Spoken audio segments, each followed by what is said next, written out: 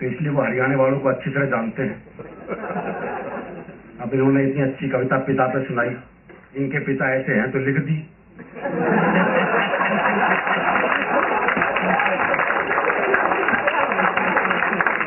हमें पता है ना कि हमारा बाप कैसा है।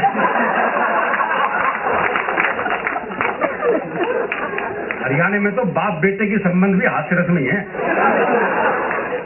वो एक बेटा रात को 9 से 12 पिक्चर देखने जा रहा था, तो बाप ने कहा अगर जागता हुआ हूं तो दरवाजा खोल दूंगा, लेकिन अगर सोते को जगा दिया तो फिर नहीं खोल लूं। अब वो रात को 1 बजे लड़का वापिस आया, तो बोले कैसे पता लगा बापू सो गए है जाग गए है? तो अगले ने चौकीदार की आवाज बढ़ाई, बोले राम प्रसाद सो गए है जाग गए है? बोले जागू हूं। बोले जाग गए तो खोल दे।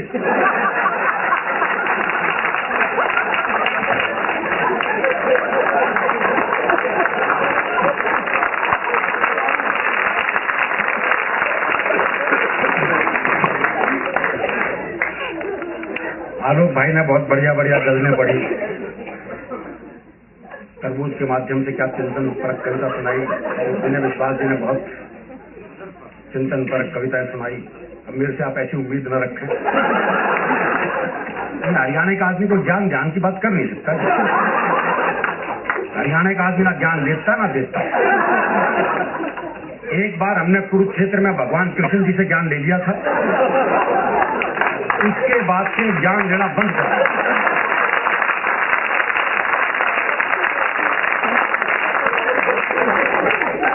भाई जिसने कृष्ण जी से ज्ञान ले लिया वो आजकल के आलतू फालतू बाबाओं से ज्ञान लेगा। आजकल तो कोई भी टीवी चैनल खोल लो, कोई ना कोई बाबा ज्ञान देता नहीं। अच्छा, जिसे टीवी पे मौका नहीं मिलता हो बाहर ढूंढता फिर है। वो हरियाणा में एक बाबा जी सुबह से परेशान, कोई मिला ही नहीं जिसे ज्ञान दे सके। सुबह से शाम हो गई तो शाम को देखा एक छोरा हाथ में दिया जलाए आ रहा है। बाबा ने सोचा मिल गया मौका। बोले बेटे तुम्हें पता है ज्योति कहां से आती है? बाबा ने सोचा ये जवाब देगा और मैं प्रवचन।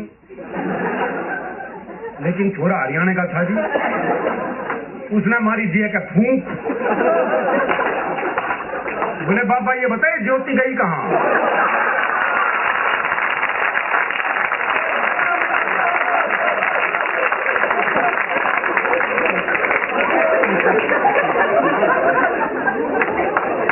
वो आजकल हर एक स्कूल में योग टीचर लग गए। वो दिल्ली में एक योग टीचर बच्चों को योग सिखा रहा था। बोले बच्चों सीधे लेट जाओ।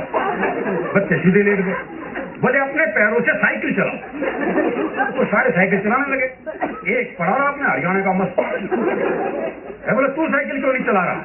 बोला मेरी साइकिल ढलान पे है।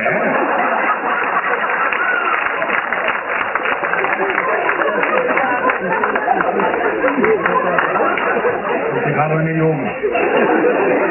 दरअसल ये आजकल के बच्चे साहब टीवी कंप्यूटर युग के बच्चे, बल्कि मैं तो कहता हूँ 1990 के बाद से बच्चे तो पैदा ही नहीं हो रहे, बाप ही पैदा हो रहे। उनसे बहस कर ही नहीं सकता। तो क्लास में टीचर ने सवाल कर दिया, बोले जिसे सुनाई नहीं देता उसे क्या कहते हैं? तो एक बच्चा खड़ा होकर बोला जिसे सुनाई नहीं देता उसे तो कुछ भी कहो।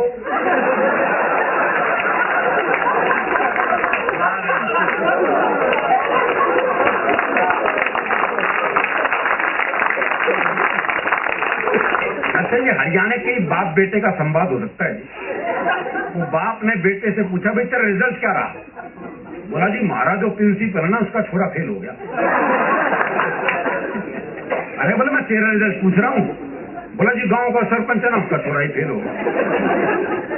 अरे बोला तेरा दिमाग खराब, मैं तेरा रिजल्ट पूछ रहा हूँ। अरे बोले वही तो बता रहा हूँ, तू कौन सा प्रधानमंत्री लाग रहा है?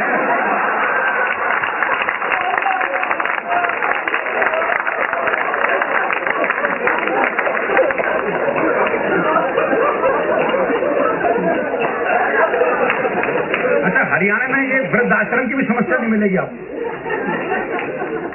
आप हरियाणा में काम कर रहे हो जी, हाँ ये वृद्धाश्रम की समस्या नहीं है। हरियाणा में अगर बूढ़े को पता लग जाए कि बेटा मुझे वृद्धाश्रम में छोड़ के आने वाला है, तो बाप खुद बेटे को अनाथालय छोड़ देगा।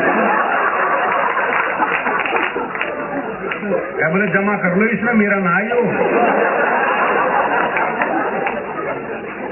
हमारी संस्कृति थोड़ी सी अलग है। दरअसल क्या हरियाणा का आदमी फुर्सत में रहता है, इसलिए हास्यरस में रहता है। हास्य के लिए थोड़ी फुर्सत की जरूरत है।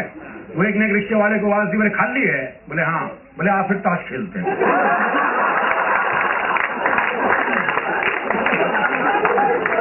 इतनी फुर्सत जरूरी है।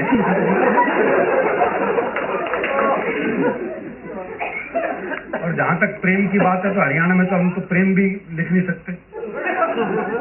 आगे तो कोई भी नहीं लिख सकेगा जी। सौंदर्य वर्णन अब आपको सुनने को नहीं मिलेगा। पहले बड़ा नक्सिक वर्णन करते थे कवि, अब करके दिखाएं, घूरने के आरोप में बंद हो जाएगी। अब ये काम खत्म हो गया। श्रृंगार रस तो बहुत ही मुश्किल में आ गया। अब तो कवित्रियां पुरुषों के सौंदर्य पे लिखेंगे। ये इनको घूरने का अधिकार है। अब हमारे दिन फिरने वाले हैं।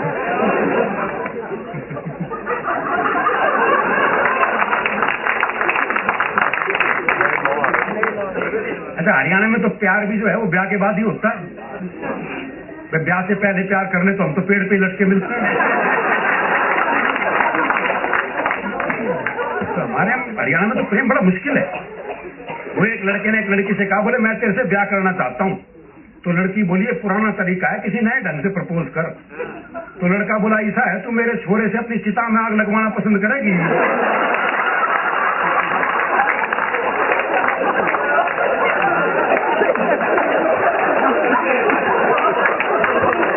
विवाह का ये मौलिक प्रस्ताव हरियाणा में संभव है।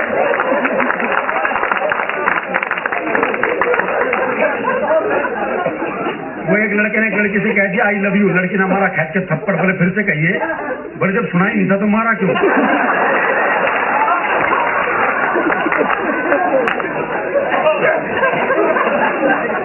हमारा प्रेम बिल्कुल अलग है, अलग तरह का मामला। वो कन्या ने ब्याह हुआ तो दूल्हा दुल्हन को छत पे भेज दिया।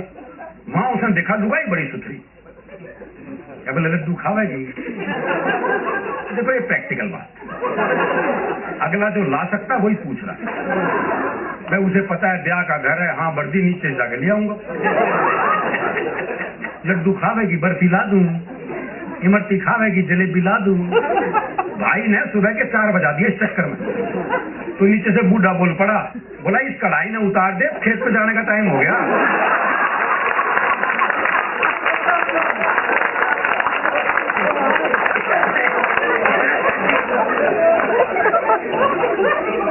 वो मेरे एक दोस्त हैं प्रहलाद जी, उनकी पत्नी का अपहरण हो गया।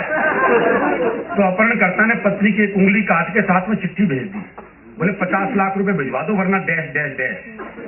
मेरे मित्र ने वापस चिट्ठी लिखी। बोले उंगली किसी की भी हो सकती है, मुंडी भेज मुंडी।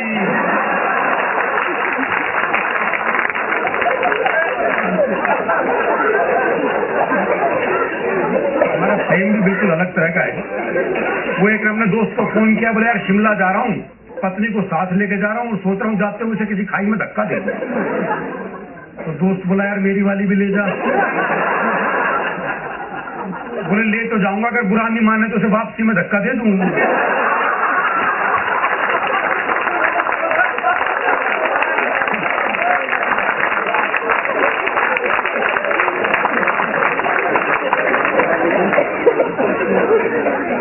और ये प्रेम मनुष्यों का क्या पशु पक्षियों तक का हमारे यहाँ ऐसा है। वो मेरा एक दोस्त है जिसने तोती पाली। आज दुनिया तोता पाते और तोती पाली। 3 दिन के लिए तो कहीं बाहर जाना था। बोले यार क्या करूं, कौन दाना पानी देगा, बड़ा चिंतित हूं। मैंने कहा मेरे घर छोड़ जा, 2 तोते हैं, उन्हें दाना पानी देता हूं, इसे भी दे दूंगा। बोला भाई तेरे 2 तोतों के बीच अपनी तोती छोड़ दूं ना। मैंने कहा नहीं यार मेरे तोते बड़े धार्मिक हैं, तो खुद देख ले आके। अच्छा उसने देखा बकायदा गीता के श्लोक पढ़ रहा हूं, एक कुरान की आयतें पढ़ रहा हूं। बोले बड़े धार्मिक है, कोई खतरा नहीं। उसने तोती छोड़ दी। जैसी तोती पिंजरे में गई तो एक तोते दूसरे को कोहनी मारी। अरे बोले पूजा पाठ बंद कर, दुआ कबूल हो गई।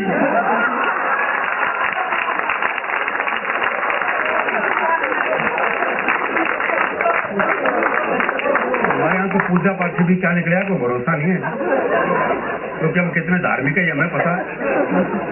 जब हम मंदिर जाते हैं जूते ऐसी जगह उतारते हैं जहाँ से भगवान भी दिखता है और जूते भी। बल्कि जूतों का दिखना ज्यादा जरूरी है।